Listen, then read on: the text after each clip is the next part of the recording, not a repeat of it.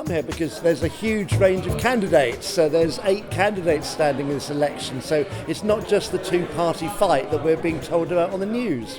But the main thing is no one has come calling. In the last local election, we had people coming around all the time. And for this one, we haven't seen anybody. And I know I'm not the only one who said, yes, I've got my list of questions I want to ask them, and we haven't seen them. I've been working quite closely with the local Labour team for a number of years, and that's mainly for preserving our fire service. The local Labour team have been really supportive. So tonight I've come along to listen to the debate. I also love a good hustings. I think it's one of the few times that elected MPs that don't hold regular surgeries and, you know, aren't particularly accessible are accountable to their voters, and, you know, I enjoy the drama of it. I'm here because I've got grandchildren and great-grandchildren. I'm concerned for their future. Well, personally, I always think the environment and biodiversity loss, it never gets a look in, and that severely irritates me, so I'd love to hear a good segment on that. So I'm interested in what the people are going to do about access to the countryside, to clean water and things like that. There are lots of different answers, and the parties have got some quite different views on them. The farmland around here needs to be managed in a way that's sustainable for wildlife.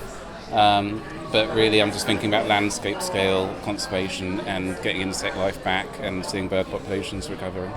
I want to know what the Labour government, you know, if they get in, what a prospective Labour government are going to do for public services. It's really important because at the moment it just feels like nothing works, and we want to see what's going to go from there on. I think housing is the big problem. We need affordable housing, which we haven't got. I'm really concerned about what's happening in Gaza. I'm from a Jewish background, and I join the millions of Jewish people who are absolutely appalled at the genocide going on in Gaza. I have friends there, I have friends in Palestine, I have friends in Israel who are out in the streets all the time, and I want to hear what the candidates are going to say about our role as a country in the genocide. I've had nearly 90 years in this world.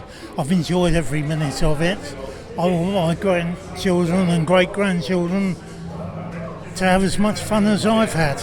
Well, I'm afraid the main issue for me is get rid of the Tories.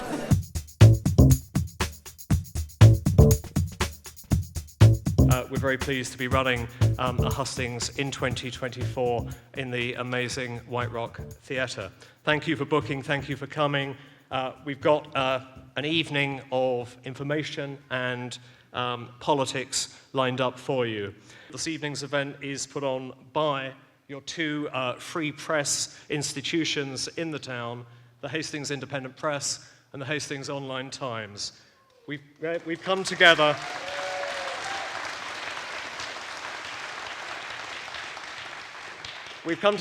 to, I think, service democracy by allowing people to make their case. But without further ado, I'm going to introduce our 2 moderators. Lorna Hamilton-Brown, MBE, an artist, an educator. And our second moderator, Father Thomas Crowley from Christchurch, St Leonards. The way this evening is going to work is each candidate will have the opportunity to give a statement of up to 3 minutes. There is somebody who will give you a 1-minute warning, and then a hooter will sound at 3 minutes, which means you absolutely have to stop. Hello, I'm Nick Davis, a prospective parliamentary candidate for Hastings and Rye. I'm a 57-year-old autistic man and I've lived in Hastings for 11 years. I work part-time for the NHS in a rehab unit based in Lewis. I'm standing for the Communist Party of Britain because I want to give people something to vote for. Our 12-point manifesto lists policies which will transform people's lives. To take the housing crisis as an example, immediate rent controls and a massive council house building programme would help to solve that.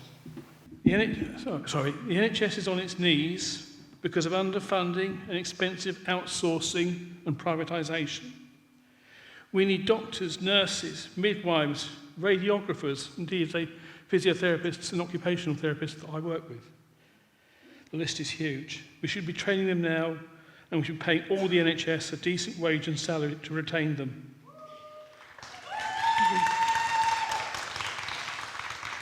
The Communist Party say public transport, Royal Mail, water and the energy sectors should be brought back into public ownership and subject to democratic control. Hastings residents know from direct experience that the privatised Southern Water Company has failed miserably, and that's putting a mild emphasis on failure. Right? Privatisation is enormously expensive, and we now know it doesn't work. Properly funded public services are vital to people's well-being. The NHS, social care, education and local council services should all be in public hands. Other politicians will say there is no money or claim that fiscal rules make it impossible to invest in public services. The Communist Party disputes this. Government budgets are not like household budgets. Here's the proof. After the Second World War, Britain was effectively broke, yet we were able to set up the NHS, set up the welfare state, including the NHS and a massive build of council houses. This was because the government chose to invest in those things. Today, we are spending well over 100 billion on Trident nuclear submarines. I mean, honestly, really. Do we really need those things? This huge sum could be used to invest in public services, not in something that can never be used and should never be used. The real threat to this country is not from China or Russia, it's from climate change. Not other countries. We should be investing in sustainable energy and the environment, not weapons of war.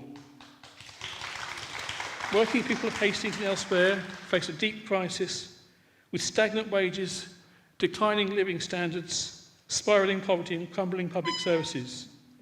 Meanwhile, profits rise and the rich get richer. 3 minutes, thank you. Thank you. Thank you very much. Ladies and gentlemen, my name is Lucian Fernando. I am your Reform UK parliamentary candidate for Hastings and Rye. Today, I want to begin by expressing my disappointment with the Chamber of Commerce Hastings. Despite being invited to Hustings this morning, they failed to provide us with the venue details. And despite numerous attempts to reach them, my team to contact the organizers, we received no response.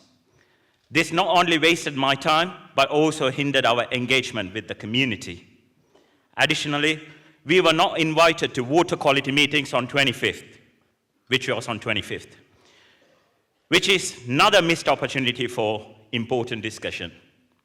But interestingly, current MP Sal Leonards slandered me in the social media by saying, no reform candidate this time, though what is this say about their priority for our business? Does she have a priority for Hastings and Rye? However, I am here today, ready to talk about the issues that matter to all. I am deeply patriotic and guided by the Christian Catholic faith. My heritage includes my great-grandfather and grandfather who both served in the British Navy under the Commonwealth. And I served in the British Army Cadet Force, the Metropolitan Police, the Civil Service, and various voluntary organizations. I have also had the privilege of serving as a former Hastings Borough Councillor. Reform UK is the party makes contract with the people, unlike other parties that publish manifestos. As business owners, you understand the significance of contract. It is a promise, a commitment that we are confident we can achieve. Our politics guided by common sense. Today, I want to emphasize that our approach is not about right-wing or left-wing politics. It is about what is right and what is wrong. At the end of the day, I see myself as a public servant, here to serve the people of Hastings and Rye. Today, I'm looking forward to discuss about constituency. And I'm not party whipped, and if any policy affect our constituency, I'm not afraid to speak against them in Westminster if elected. Our policies are designed to benefit the community, to strengthen our economy, and to ensure a better future for all. Thank you for your time, and I look forward to answering your questions. Good evening, everybody. Thank you for turning up tonight and showing that you still believe in democracy and, moreover, still believe that after 14 years, change is possible. I agree, change is possible too. Now, first, I'm going to start with a little confession. I'm not a politician. I'm an ordinary bloke with 2 kids and a wife. I've belonged to the Liberal Democrats about 18 months. I've never been politically active before, but I'm standing here because I'm as angry and disillusioned and dispirited as you are about where the country is. Raw sewage in our seas, food banks, deep poverty, homeless families, crumbling schools and hospitals. And I'm worried about the future of my kids.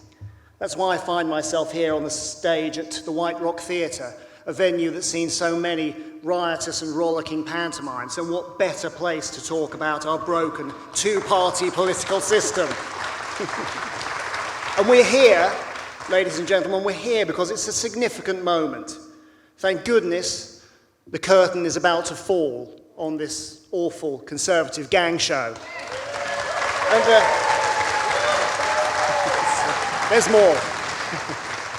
And a new cast is waiting in the wings, very keen to be top of the bill again.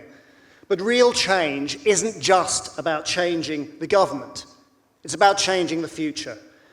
And that's what I want to focus on tonight, because Labour and the Conservatives want the future to look pretty much like the past. A tawdry, 2-party, Punch and Judy sideshow that ignores the audience, that ignores you. Our country is broken because our politics is broken. Real change is only going to come if we ensure politics works for us, that our votes count and our voices are heard. That's why electoral reform is central to my campaign, because it will change our politics and ensure that what matters in Hastings must matter in Westminster. Right now it doesn't, and we're all painfully aware of that. We're all, of course, focused on the cost of living crisis and the state of our public services. But join the dots.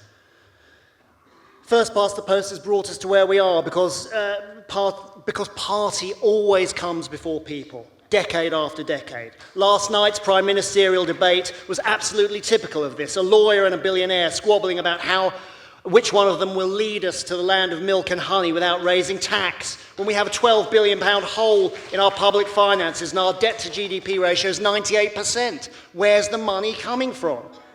Starmer says growth will solve the problem. But hope isn't a strategy. And Sunak, meanwhile, will just squeeze the poor harder. We need politicians that will behave like adults and treat us like adults. So I will treat you like adults tonight. Remember the letter in 2010, there's no money left? Well, I'm afraid, folks, it's worse than that now. There's even less money.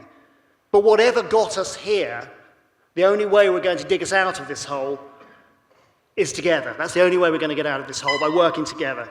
Thank you very much. I remember the moment I fell in love with Hastings. It was at the Seafood and Wine Festival, and it was a 26-degree September day, and I took a swim in the harbour. And I looked back across the town, and I saw the green hills, the brightly coloured houses, and the jostling fishing boats and net huts. And I thought, yeah, this is home. And since then, I've wanted to fight for it, and I've wanted to stand up for the place. I've wanted to stand up for what's fair and what's right. Because on the one hand, we've got this beautiful historic town by the sea with lots of green spaces, a vibrant music and art scene, and arguably the best fancy dress in the country. But on the other hand, when I walk through the town centre, or when I go and teach up at Brimgrove, or when I try to catch a bus or try to get a doctor's appointment, I realise that there is poverty and deprivation everywhere, and people are just struggling to get by every single day. All too often, I hear of friends who are being kicked out of their flats because their landlord's selling the place on. And all too often, I hear about someone I knew or someone's child taking their own life. And it makes me really angry, and it makes me want to do something about it. And I know that you guys feel the same, because I know that the spirit of this town is one of standing up and making it work. Through COVID, we rallied round to deliver food to our neighbours and put on some entertainment for those stuck in their homes. When sewage spilled onto our beaches, we banged our drums and we got up on our soapboxes and we made national media attention. The sense of community here is alive, and that gives me hope because we're going to need it. We're going to need community resilience to face our biggest challenge yet, the climate emergency. Greens believe in the power of community. We want to give power back to communities, from community right to buy, to bringing schools back into local authority control, to community-owned renewable energy, so we can never be held in hock by greedy, rich oil and gas giants. Greens and I will bring power back to the community. Thank you.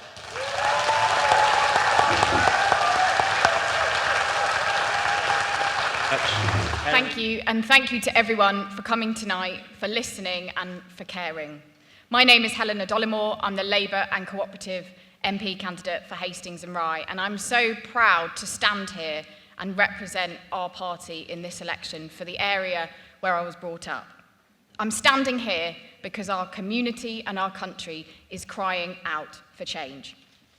You don't have to look far around you to see the legacy of 14 years of Conservative economic mismanagement and Conservative decline. It's holding Hastings and Rye back, and it's holding so many people across our community back. You see it when you see the sewage being dumped in our sea. You see it when the taps run dry for days last month and last year in Rye. You see it when we hear from people struggling to pay their bills and still paying the price for Liz Truss and the Conservatives crashing the economy.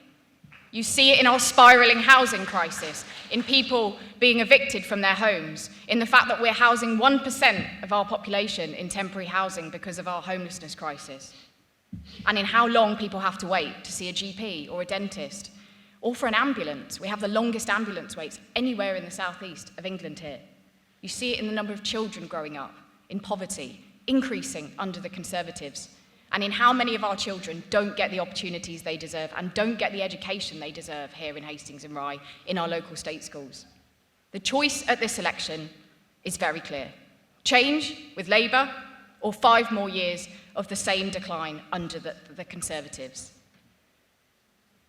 I know when we're out speaking to people, we hear it time after time, people have lost hope. People have had the hope beaten out of them by 14 years of the Conservatives. But I'm here because change is possible. We know that change won't be easy, but I believe things can get better. Under the last Labour government, things did get better. We improved our local schools, rescued our NHS, living standards went up, child poverty went down. To make change happen, we need a clear set of priorities, and we need to grow the economy. That's why we have the clear 6 steps that we will focus on if Labour win the next election and if I'm our Labour MP. But change only happens if we vote for it. To deliver the change that our community need, you have to vote Labour next Thursday. This election isn't decided yet. Many people are still making up their minds. Don't wake up on July the 5th wishing you'd voted differently. And don't wake up on July the 5th to 5 more years of Conservative chaos. The only way to deliver it is to vote Labour and vote for me next Thursday on the 4th of July. Thank you. We are here on the eve of the most extraordinary election of my lifetime. Extraordinary for the deafening silence of the 2 major parties over the most appalling act of mass murder taking place right now. I'm here to break that silence. As I speak, children in Gaza are being starved to death by an Israeli-made famine. I have seen these children, their emaciated bodies, and I am devastated. We all are.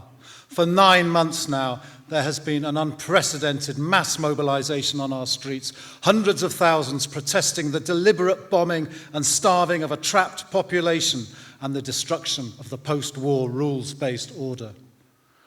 Every single international humanitarian law shredded, war crimes on an unimaginable scale, the intentional targeting of hospitals, schools, refugee camps, aid workers, journalists, UN facilities, and children. This has been a war on children, according to aid agencies and UN representatives, but not a word of condemnation from Labour and the Tories, not a word of compassion. They walk in lockstep. The Conservative government giving Israel full diplomatic, political and increasingly more military support with Labour's approval. We send the arms, they commit the genocide. Over 15,000 precious children are confirmed dead, and according to Save the Children, there are more than 21,000 more missing, 4,000 of them still buried under the rubble. Save the Children. Helena Dollimore's former employers. She makes much of this her humanitarian credentials. Save the Children were calling for a ceasefire back in October last year. Today they are begging Britain to stop arming Israel. When has this Labour candidate ever called for an unconditional ceasefire? An end to arming Israel, an end to the brutal siege on Gaza, or to reinstate UNRWA funding? When? Never. Never. Helena Dollimore has said nothing and done nothing to save the children of Gaza. This is a genocide, according to the UN, plausibly according to the highest legal court in the world, set up in the wake of World War II to stop another atrocity like the Holocaust. They failed. We failed. But we do not have to accept this as our future, a world without compassion, without the rule of law. This is not who we are. As the Workers' Party candidate, I will always speak and act according to my conscience and my heart, the only places that really matter. You can vote for those who remain silent during a genocide, but be warned, this is who they are. I will always speak truth to power. I will always act with compassion, demanding we treat all people with respect, to be listened to and valued. You and I deserve better. Hastings deserves better. And it starts with the people you put in power. It starts with character, and it starts with truth. Thank you. Thank you, and good evening, and thank you to the organisers for tonight's event and to everyone attending. It's obviously a very popular event. As your MP, I've worked hard and delivered a lot since 2019. Together, we've made progress, securing the 2.5 million to open up St Leonards with the Queensway Gateway, tackling antisocial behaviour on our streets with a new policing hub, and making strides with the 25 million unlocked for local flood prevention projects. This is good progress, but I haven't finished. We're going to hear about what people are doing, but I thought I'd take a moment to say what I have done since I became your MP that some of you may not know about. Discretionary grant funding for businesses during COVID, reducing business rates and VAT for retail, hospitality and leisure businesses, and draft beer relief to support our local pubs, more funding to go into SEND and alternative provision, more funding for our schools by extending the Hastings Opportunity Area funding and the new priority investment area, raising the local housing allowance rate to help people with the cost of housing, reforms to short-term holiday lets and Airbnbs to stop our communities being hollowed out, 85 million in levelling up funding for Hastings and Rother, 4 million extra funding for potholes in 2023 and 24, and 52.4 million more over the next decade in extra funding for East Sussex, scrapping medical certificates for our inshore fishermen, and alongside two of my proudest achievements, passing the Child Support Collection Domestic Abuse Bill and delivering the family hubs in Hastings and Rye, all in just 4.5 years, a term which served us both Brexit and the pandemic. You may not agree with my politics, but one thing that cannot be questioned is my unwavering work ethic. I have worked my socks off, doing 15, 16-hour days for our community since I've become elected. Why? Because like you, I believe in hard work and in bigging up this town. I've lived here for 30 years, my kids were born here, and like you, I want the absolute best for this area. It's why I'm not a politician trying to climb the greasy pole. I've served my community here, as a magistrate, as a district councillor, a school governor, and your MP. This is really personal for me. And you know what? No matter who wins nationally or locally, we don't have time for the next MP to learn the ropes. We'll need a strong, experienced voice in Parliament to continue holding Southern Water to account, to continue... Saya, thank you. That's your 3 minutes. Thank you. There's one other candidate that wasn't here, and Erica's going to speak out their statement and say who it was. I hereby ask the organisers to set out a chair for me to read out this statement. I went away from the 5th of December 2019 howling hustings, it was very noisy, into a series of Quaker meetings where an hour communicates a deeper understanding and drawing together of each person's, often adversity-forged, testimony. I would like there to be space in the hustings just to silently reflect on the universal needs and values being communicated or frustrated in our different ideas about how to deepen democracy in a much damaged and pilfered state. Pilfered because even interrupting is taking the not given. I ask the hosts of this election hustings to allocate the time they would have allocated to me in relation to each question to silence. Whilst I will not be there to clutter the sacred space whilst you sort between the representatives of political parties, I will post a sign to be held up during the silence, and there's the sign. Thank you. Okay, we're going to go on to the questions that have been selected by some of you in the audience, and because of time we won't be able to have the minute silence, but it's good to reflect on the questions and to consider them. So this is the first question, and all the candidates will answer the same question. Okay, so I hope you're listening. So the first question, which is about the cost of living. What can each candidate promise to do to tackle the cost of living crisis in Hastings, St Leonards, and it covers Rye as well, if elected? And we're starting with Lucian.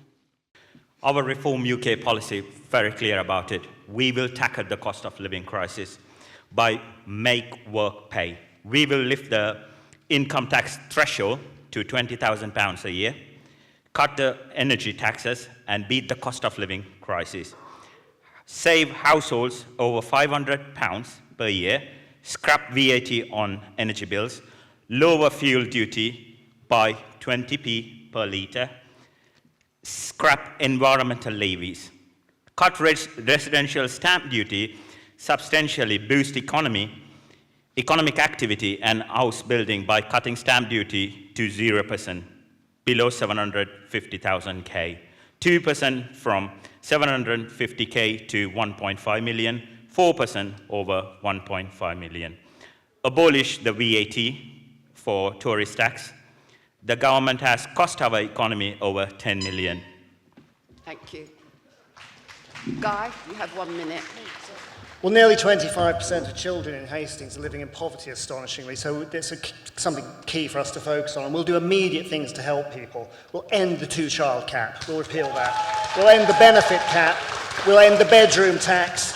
We'll implement an emergency home insurance scheme to bring household energy bills down, and we'll provide free primary school meals to all children in poverty. And we'll restore the full rate of universal credit to those regardless of age. So those are concrete things that will help people. But of course, we need to get stability back into our economy. We need to get more people back into the workforce and just get up off our knees. Thank you, Guy. Rebecca? Well, the Greens actually calling the cost of living crisis an inequality crisis. Because the most wealthy people, they haven't got a problem paying for the cost of living. It's the people at the bottom and everyday people like ourselves that are struggling to make ends meet. So there's lots we're going to do. We're going to bring in a wealth tax on the super wealthy. So that's 1% on the first 10 million, going up to just a meagre 2% for the billionaires.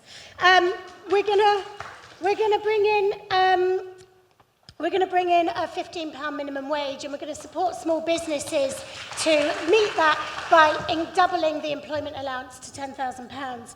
We're going to increase universal credit and legacy benefits to £40 a week. We're going to end this 5-week wait.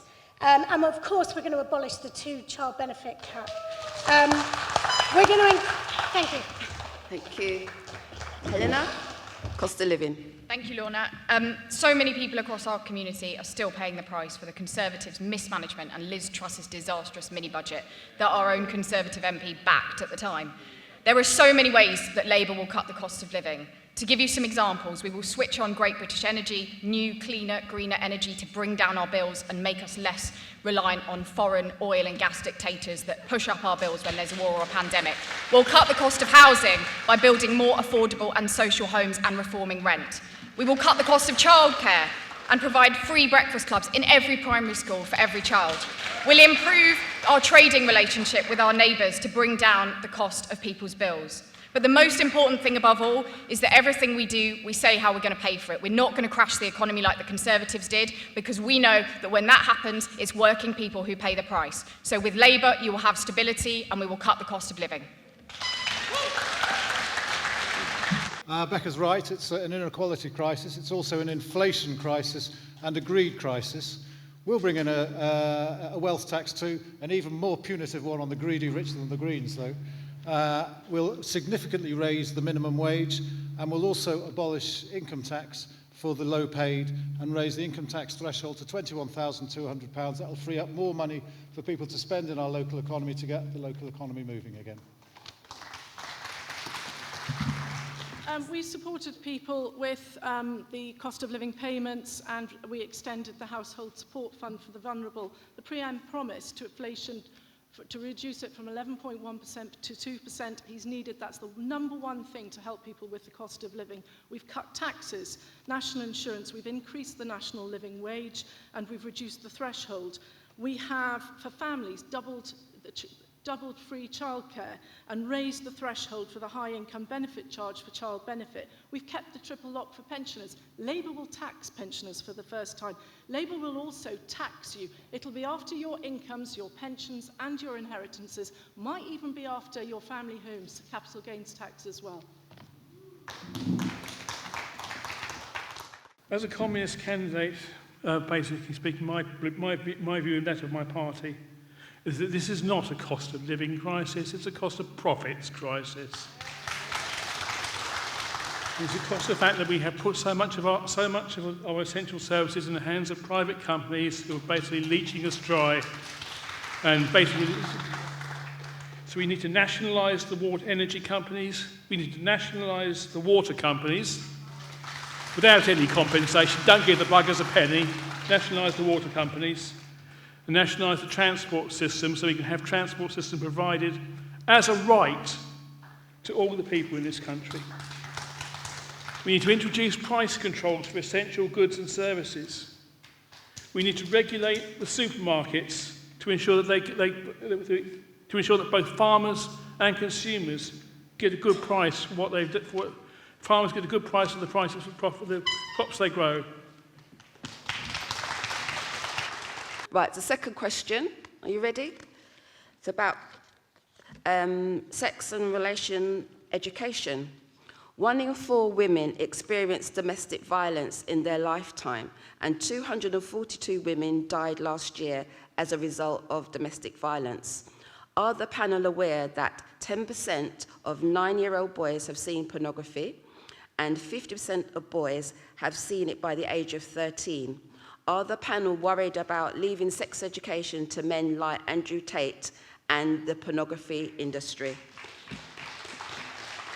Well, that's a very, very pertinent question to me, because I've got a 10-year-old son who did ask me who Andrew Tate was, and it's very hard to explain to a young man why this, buff bloke who smokes cigars and has got a fleet of Bugattis is not a good person to listen to. But yeah, I'm very conscious of that. We want to put taxes on the big social media providers to pay for mental health support for children in schools for just this very reason. So yes, it's something that's particularly important to me and something that I'll be devoted to tackling.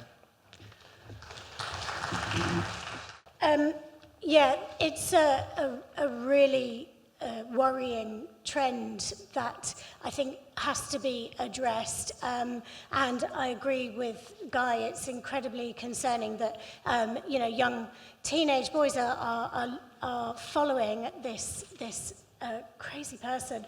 I find it really outrageous, and I think that social media does need proper regulation. So I think we've got to do that. I think also that our schools need to be given the capacity to actually be able to be alert to this sort of danger. And at the moment, our schools aren't at capacity at all. So we need to properly fund our schools, and we need to make sure that we've got mental health professionals within every school and college as well. Thank you. No, and thank you to whoever asked that question, because we have an epidemic of violence against women and girls in our society, and I'm pleased it's getting the focus it should, rightly so.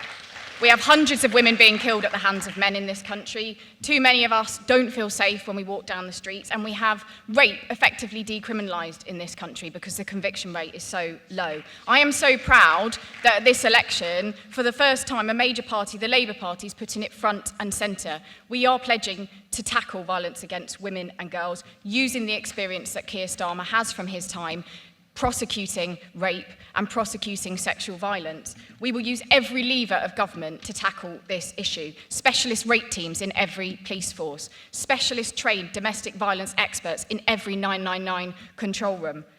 We need to raise rape prosecution rates, and we want to do that by having specialist courts that fast track it and stop rape victims waiting so terribly long for justice. We also know that this starts in our schools, and we need to improve sex and relationship education and take on the online giants who won't clean up our internet. The privacy, the dignity and the safety of women and girls is an increasing risk in the current climate for many reasons, and one of the most significant is people like Mr. Tate.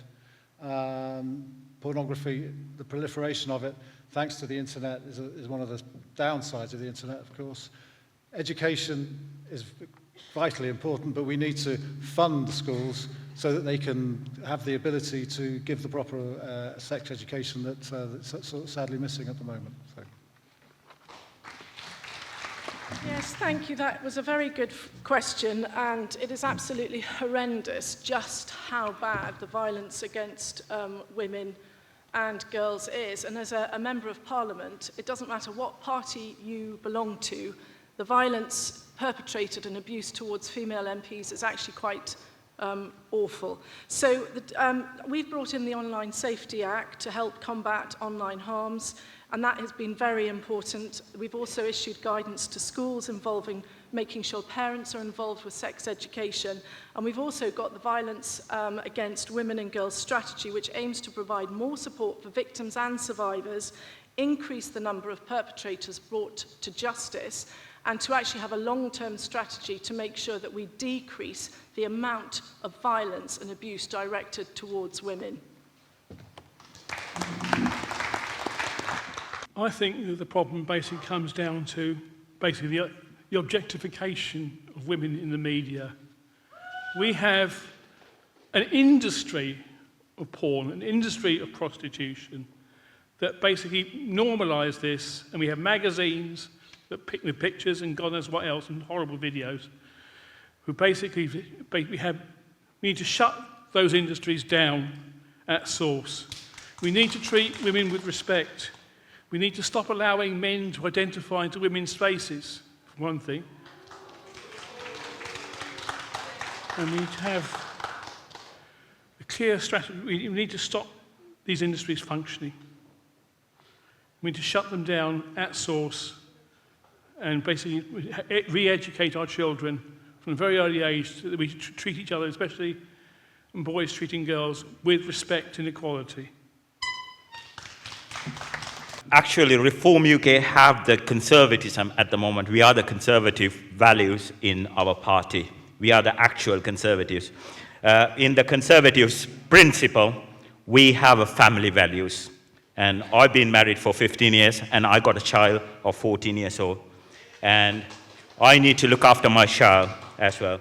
So in that perspective, the reformists will look for mandate single-sex spaces, better sex education, and launch inquiry into social media harms, and promote child-friendly app-restricted smartphones. Thank you.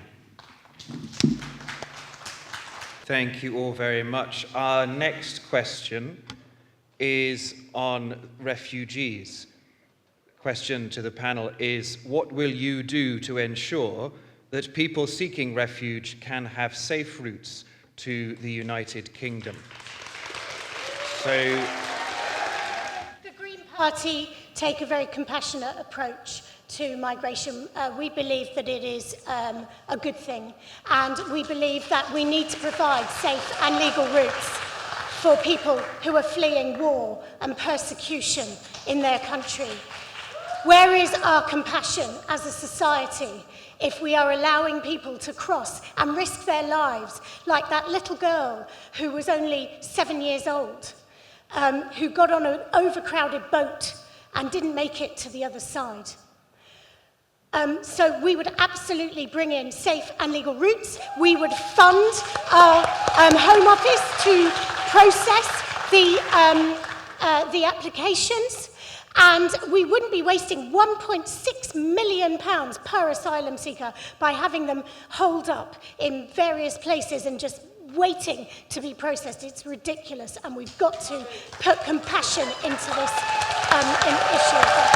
thank you very much. Be really clear, the world is seeing more refugees now than at any time in our history, and I've seen the scale of that crisis firsthand working in refugee camps around the world. And we have to also recognise that the vast majority of refugees are actually being hosted in developing countries around the world. So what Labour would do is focus on helping to tackle humanitarian crises at source, to reduce the reasons why people are forced to flee their homes in the first place, whether that be war, whether that be persecution, whether that be climate change and increasing numbers of natural disasters. But we also know that the current resettlement routes are not working sufficiently, particularly, for example, if we look at Afghanistan, and that's why some refugees are being exploited by criminal gangs and risking their lives on dangerous channel crossings. So that is why Labour would reform the existing resettlement schemes that we have that are not working. We would make it a clearer process for refugees, particularly where they have family here in the UK that they want to reunite with. But at its heart, we need to have... Helena, that's time. Thank you. First of all, we need to recognise that so-called illegal immigrants are just human beings, just like the rest of us. Most of us are descended from people who came over here illegally on small boats, Jutes, Saxons, Normans, the rest of us. And we have to deal with them with compassion. They're just escaping, a lot of them escaping from wars that we've created in Afghanistan and Libya.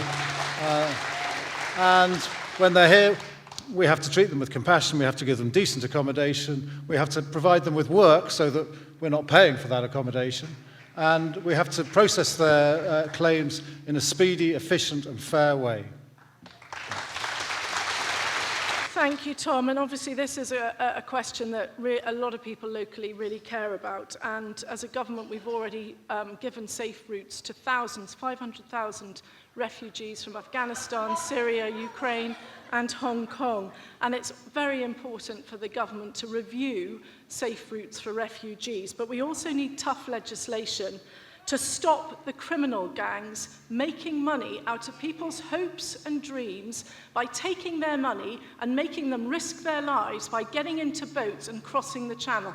That is unacceptable, and we need to stop that.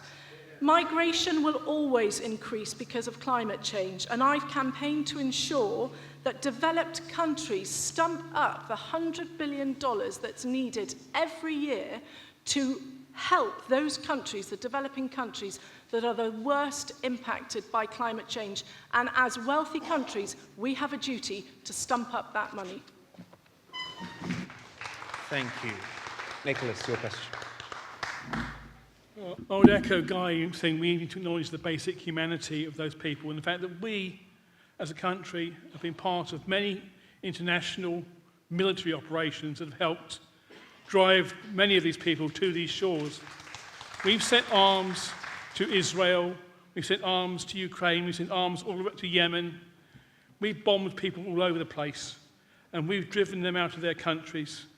Our use of resources, our burning of fossil fuels, has driven a large part of the climate change that is now affecting them. It's hitting them a hell of a lot harder than it's hitting us. We complain about having the occasional water shortage or having to have hose pipe bans or whatever it was.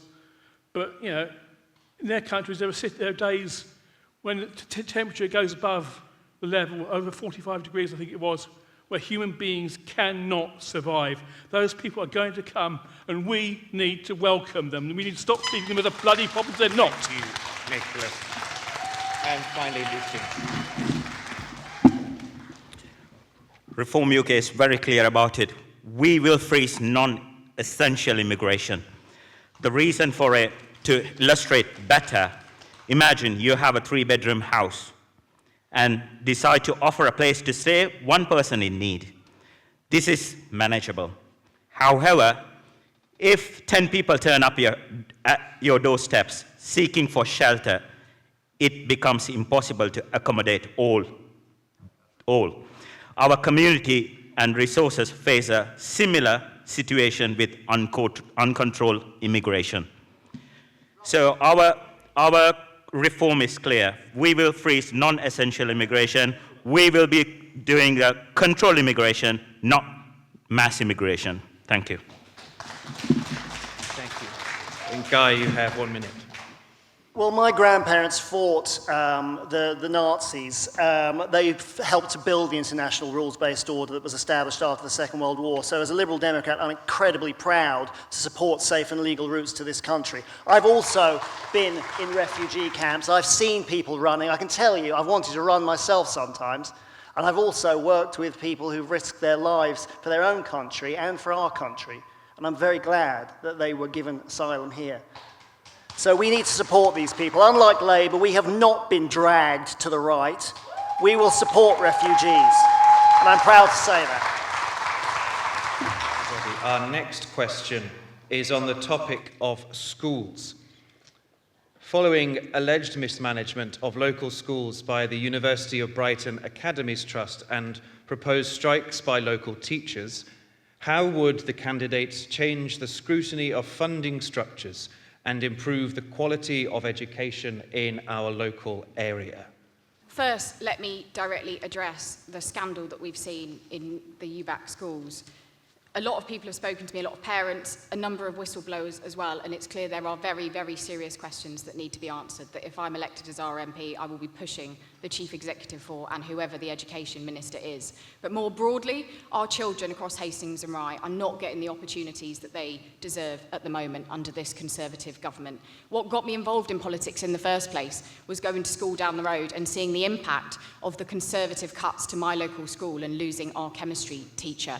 What Labour will do is invest in our local state schools by scrapping the tax break private schools get, using that money to recruit more teachers, to run breakfast clubs in every school and put mental health specialists in every school. We will also cut the cost of childcare because we know that is so important in our community. If you can get children at an early age, it's such a driver of social mobility. So that is absolutely key, and that's what I'll be working for if I am elected next Thursday. Thank you.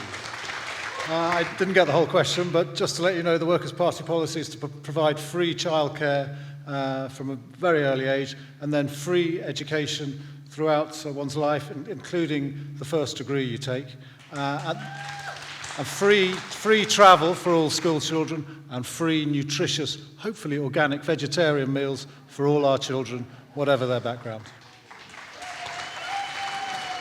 It was a couple of years ago when I had constituents email me that their children had to wear coats in their classroom because it was cold, and that we had 47% absenteeism in one of the University of Brighton Academy Trust schools. So I've kept an eye on it ever since. I've been in contact with many of the schools and with the Department of Education. And earlier this year, I made an FOI request of UBAT to find out how much of the school funding they were withholding in central funds from our schools, and it was nearly £4 million in central funding that wasn't going to our children. And this isn't about the heads and the staff. This is about a trust and the way it manages its trust, because academies have improved, academy trusts have improved our schooling. Schools in 2010, only 32% of schools in Hastings and Rye were good or outstanding, compared to 88% today. And it is absolutely disgraceful Thank you very much, that UBAT is... Thank you. Sarianne, thank you. I like to think the first political activity I ever undertook in Hastings was by a group of parents at Castle Down School, who were basically suddenly surprised to find out that their school was being transferred to the Ark Academy Trust. We didn't win that fight. The deal had already been done behind the scenes. Part of it involved a Labour councillor who was the governor at the time. And basically speaking, the academy system have private arms that supply private arms length bodies, whatever it was, part of their organisations that supply textbooks. They are ostensibly charities, but they make profits. They're sucking profits out of our system, and they'll do that as they appear to have done here with the UBAT, by taking money from government funds. Thank you, Nicholas. We need to stop. Thank you. Lucian, 1 minute. Thank you for the question. Currently, too many children and young people are being badly let down. Discipline, disruption, and violence are huge issues in class. We want an education system that ensures young people learn skills and character and values to succeed in life. So we will be funding for extra teacher training to better teaching facilities. Furthermore, tax relief of 20% on all independent education, no VAT on fees. Thank you. 1 minute isn't enough, is it? The scandal of rack in our crumbling schools is emblematic of our political system. Cans get kicked down the road and nothing ever gets done. Listen, education is critical to our future. That's why we will increase per pupil premium every year for children. We will ensure children can learn with full stomachs because we will provide free primary school meals for all children in poverty, and we will borrow. Yes, we will borrow for capital expenditure to repair our crumbling schools. And lastly, we won't tax education on anyone, whether they are private parents, private school kids or not, because people have a right to choose how they want to educate their children. 1.6 billion is simply a sot to the left. It's a fig leaf, and it's embarrassing. You don't tax education on anyone. Use those private schools to uplift other children, not to make a political point. I thank you very much, and finally, Becca. We'll be bringing academies back under local authority control. We'll be increasing funding to 8 billion, and we'll include a £2 billion uplift for the pay of teachers. We want to restore grants and tuition fees in our higher education. We will also be making sure that we invest in our schools to tackle the rack concrete scandal. So an extra £2.5 billion will be going to that. Greens basically believe that education should be about the love of it and about play. And it's not at the moment. Our children are ploughed through a production line style system. And we want to advocate for children to play and learn in the way that best suits them.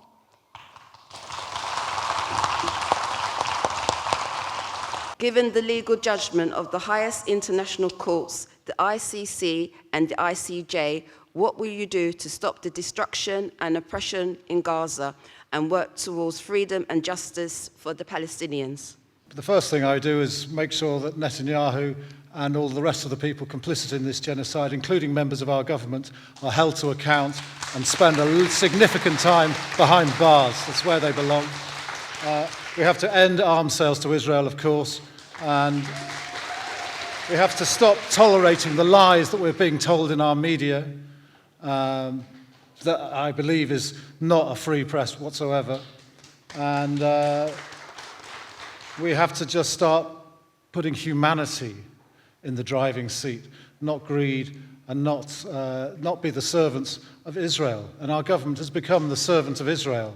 It seems to me the Labour Party and the Conservative Party, both funded largely, but huge amounts of money from Israeli lobbyists. Keir Starmer, his campaign was backed by Sir Trevor Chin at the cost of £500,000. He tried to keep it secret, and there's good reason. Thank you.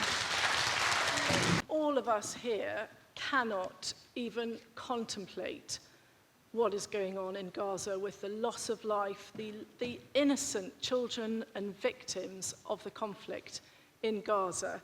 And the decision to continue the war is the decision between Hamas and Israel. And both sides need to want peace, and they need to want to progress to a two-state solution for both Israel and Palestine.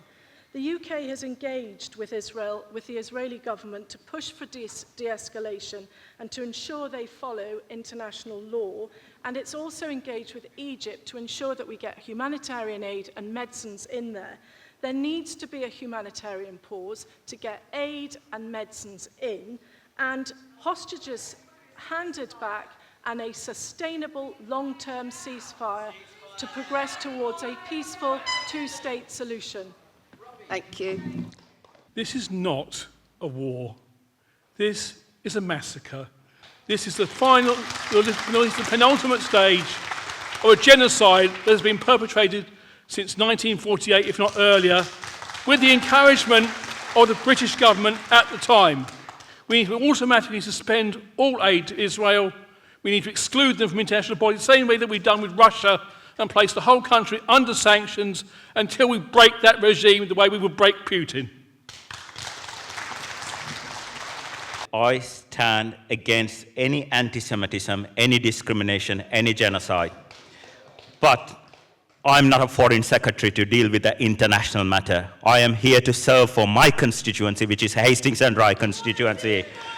And we have a current problem with cost of living crisis, energy bill crisis, our pensioners who worked lifelong and they are struggling to live with their pension money.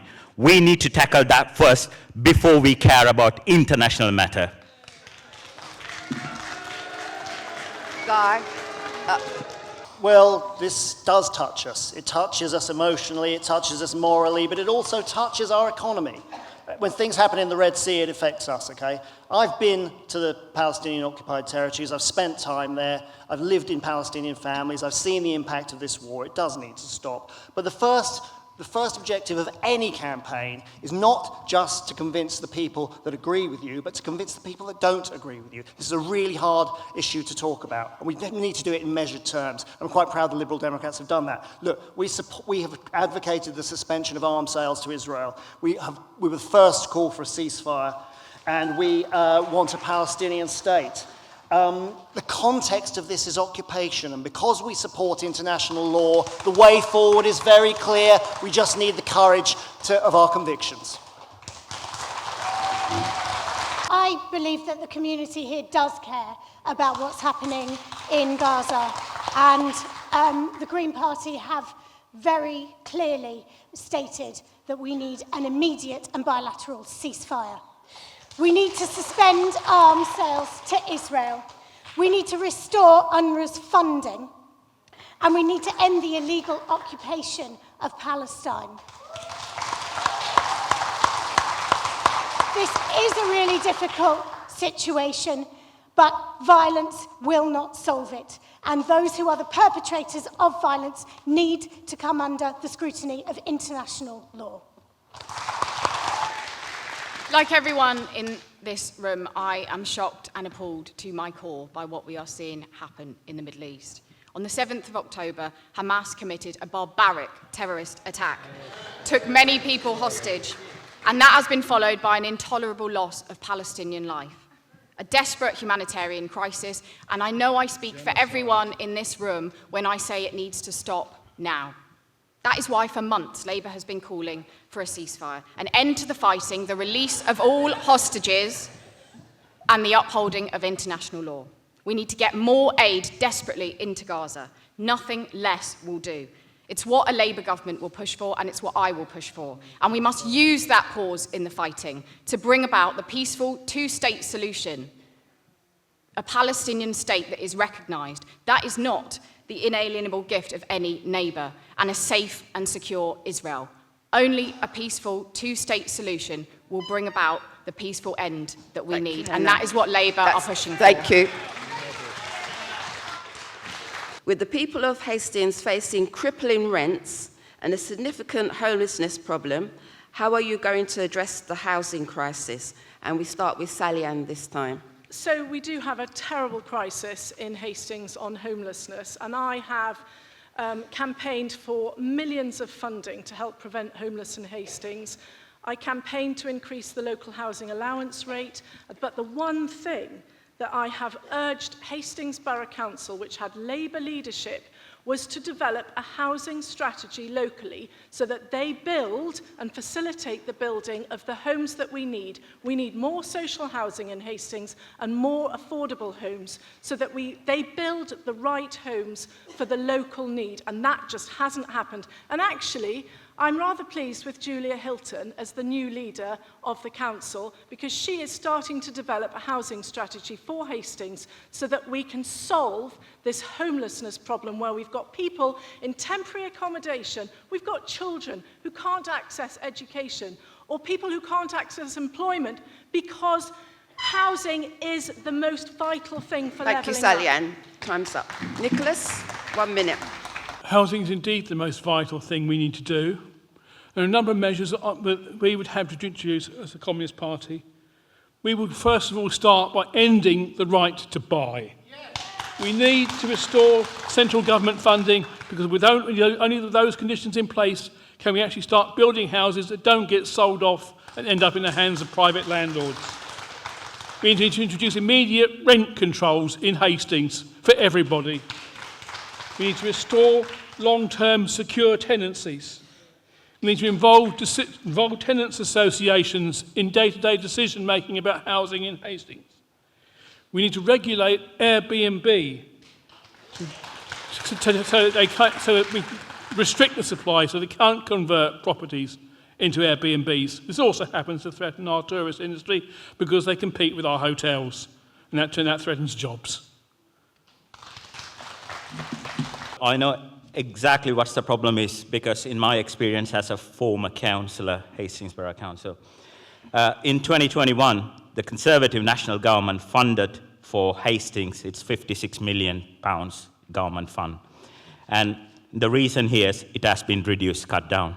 And that's one of the reasons for lack of funding in the Hastings Borough Council for homelessness. And currently, almost 1,000 people homeless in Hastings on any given night. This was equivalent to 1 in every 107 people in the area. Around 830 homeless people in Hastings were temporary accommodation, while 23 were estimated to be sleeping rough. Reform UK is very clear. We will review the planning system, fast-track application, and we will be funding more money for building more houses. The cost of temporary housing is why our local authorities are broke, why there's a £4 billion hole in the budget for local authorities. We would build homes. We said we'll build 380,000 homes, including 150,000 social homes. But the state of our current social housing stock in Hastings also needs to be addressed. Southern housing tenants are living in homes with black mould crawling down the walls, unhealthy homes that are giving them respiratory diseases, conditions. Look, we would suspend the right to buy also. We would give local authorities the power to increase council tax on second homes by up to 500%. and we would regulate Airbnbs. So we've got a whole scheme of things to tackle this, and it needs to be done very, very urgently. Yeah, the housing really is in crisis here in Hastings and across the country. Greens have a right homes, right place, right price charter. We would build 150,000 social housing per year, and that's through new builds, which would be built to passive house standards. That's also by bringing empty homes back into use, because we've got 1 million empty homes in this country. And that's also by repurposing housing. We have got really poor stock here in Hastings in particular. So we would give tenants more rights. We'd definitely be ending no-fault evictions. We'll end right to buy, and we're going to put in community right to buy so that that housing can stay in the community in perpetuity. And planning-wise, we want to make sure all applications include whole-life carbon. We will make demolition need a full planning application. Helena. We are simply not building enough homes in this country. We see the crisis in housing that we face in this town and across the whole of the UK. Labour will build more homes. We will have the biggest expansion in social and affordable homes that we have seen in a generation. And we will also reform the rental sector to get the support that we know renters need. This government have broken promise after promise to renters. Under Labour, we will make it a priority. We'll immediately ban Section 21 evictions. We will give private renters more rights, particularly against things like mould. And in me, you will have a Labour MP who will stand up to Southern housing, who will stand up to our housing associations that leave people living in squalor. It's not acceptable, and under Labour, we will change it. We will build more homes. We will get Britain building again. I'd like to just take the opportunity to say thank you to groups like Housing Rebellion, who just a few days ago drew attention to the disgraceful situation at Clifton Court, where there are 53 perfectly inhabitable flats that are going to be demolished by the Orbit Housing Group, and when they could have homeless families living in there, and it's a disgrace. It's a disgrace to the environment, and it's a disgrace to the people of Hastings. Well done, Housing Rebellion. How do you feel that we should address the recent water and sewage discharge problems in Hastings and St Leonards? It's been said time and time again, we need to take Southern Water back into public ownership. We cannot allow the same people who've basically who've not invested in repairing their pipes for so many years to carry on doing this, who've actually lost the pipe. They had to actually go out and find it. They haven't even got a map for the bloody things. They don't even know where the pipes are. For God's sake, take Southern Water into public hands. Put it in have a board, have a locally appointed board, elected board, who can oversee them and take charge of their decisions, override the commercial. If necessary, so if we have to have it in private hands, at least make sure that we have a veto on what they do. Keep it in public ownership, nationalise Southern Water, nationalise all the water companies along with all the other utilities as well. We cannot trust the private sector with public services under any circumstances. Thank you very much, Nicholas. Thank you. Lucian, 1 minute. Well, Reform UK is very clear. We need a renationalisation of Southern Water and other public services. Southern Water made a profit of 2022 to 2023, it's £284 million. 2023 to 2024, £285. Southern Water is owned by Greensands Holding Limited, and another parent company is Australian Financial Service Company. So these all companies are only for making profit, not for public service. So similar Southern Water, we will be looking into the gas and electricity, all companies to be renationalised. Thank you. Thank you, Byron. It's a scandal. Looking at people, watching people from Hastings and Rye queuing up for a drink like refugees is probably one of the lowest points in my life this couple of years. It's ridiculous. We'd create public benefit corporations from the water companies. We would properly regulate them. We would demand an inventory of the infrastructure that we have, so Southern Water actually know what they've got and what's working and what's not, and we would have a proper resilience plan when the water goes down. Because for Southern Water to send bottled water out to people is like the fire brigade turning up with a bucket, so a lot needs to be done. Well, Greens would obviously be renationalising our water companies. And I'll tell you why that's important and why that is the correct solution. Because water is a public good and it is a right to life. And to have that in the hands of a company whose motive is driven by profit is going to be a really dangerous situation for us as we face water shortages, flooding, and further outages. So we've got to bring that back into public hands. We will also be holding those who have polluted to account for their environmental abuses. I want to start by thanking all of those campaigners in our community, the Clean Water Action Group, Surfers Against Sewage, Fergal Sharkey, who joined us today in Hastings to support our campaign, who have exposed the scale of the scandal with sewage for what it is. It's only because of that that we're talking about how to fix it. But with Southern Water, we know it's not just sewage. It's flooding in our town centre. It's leaving us without water for days. It's sewage in people's homes in West St Leonards that left them homeless for 6 months. Labour will put the water companies under special measures. We will make sure that the polluters, not the public, pay, and we will do 4 key things. We will ban bonuses for water bosses who continue to pollute our sea. We will change the law to put criminal charges against water bosses who fail to clean up their act. We will put independent monitors on every outlet that are linked to a system of severe and automatic fines. We will end this ridiculous system at the moment of the water companies marking their own homework and then every fine having to be taken through a lengthy court process. And if you elect me as our MP, I will stand up to Southern Water and ask the questions that need to be answered. Thank you. Phil, you have 1 minute on the water. First of all, we need to recognise that, like housing and many other things, water is not a commodity. It's a human right. It's part of our environment.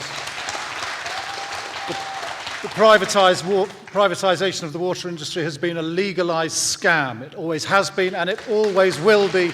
That's why we need to renationalise. For the whole time, our bills, our money has been going off to shareholders.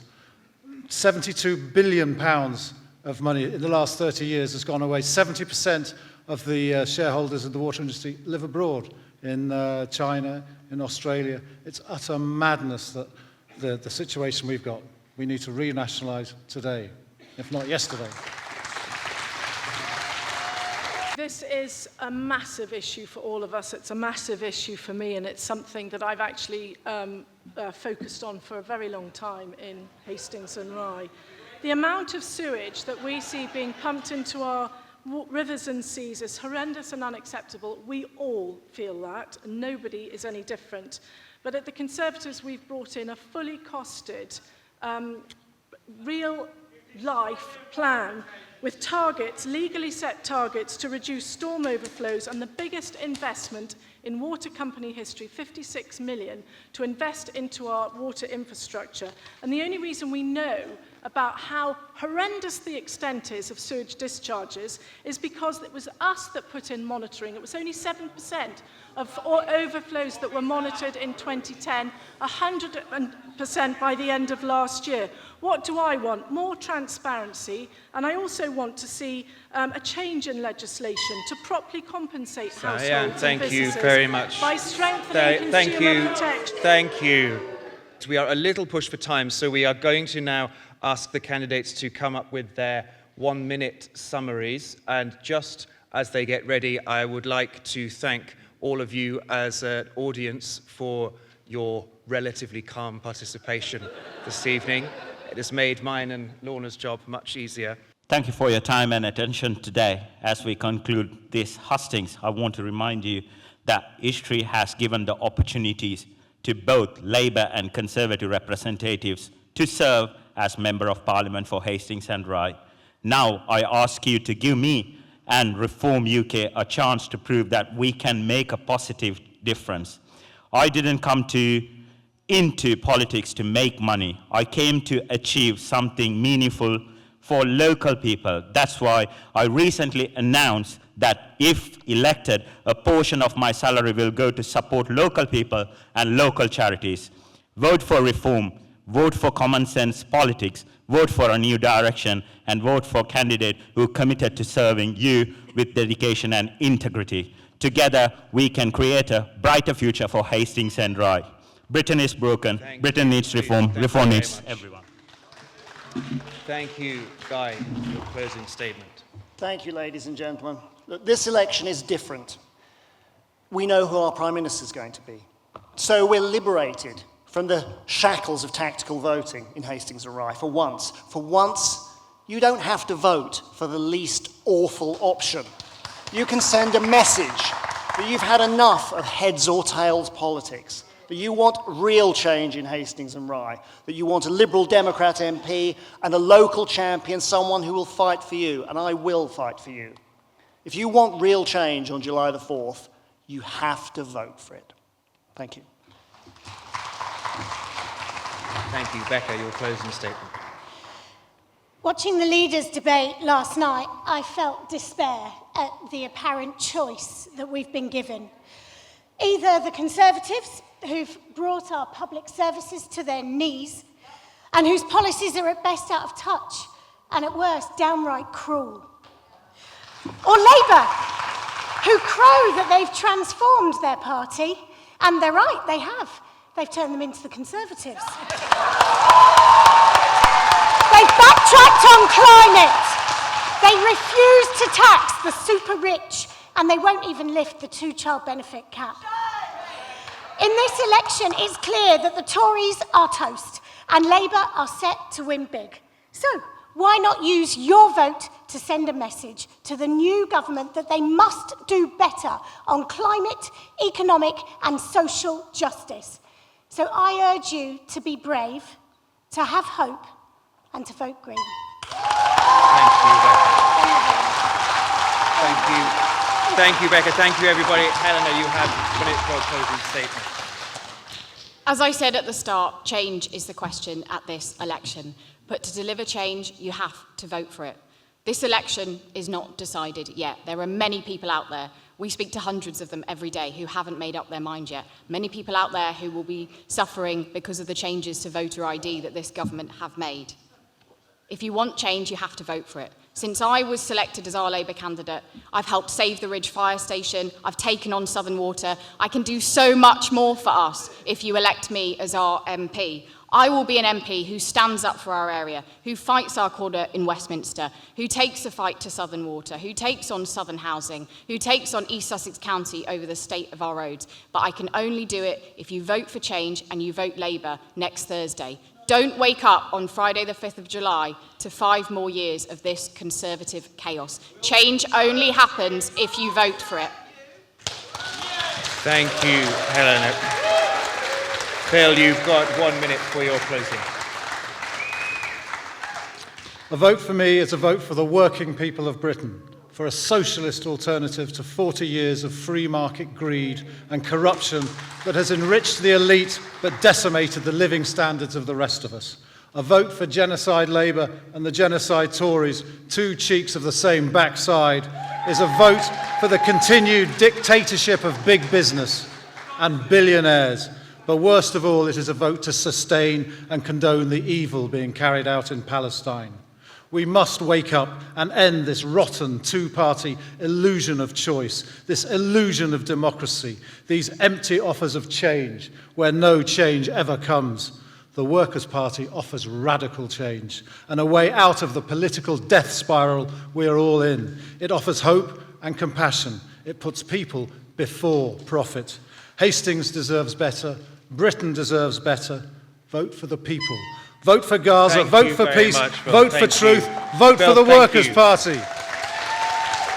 Thank you for listening to us all tonight. Even my harshest critics recognise how hard I work and notice what I've delivered, often behind the scenes. Even as a candidate, I'm still working. I'm still holding Southern Water to account. I'm still liaising with whistleblowers from Brighton Academies Trust, and I'm still dealing with urgent casework.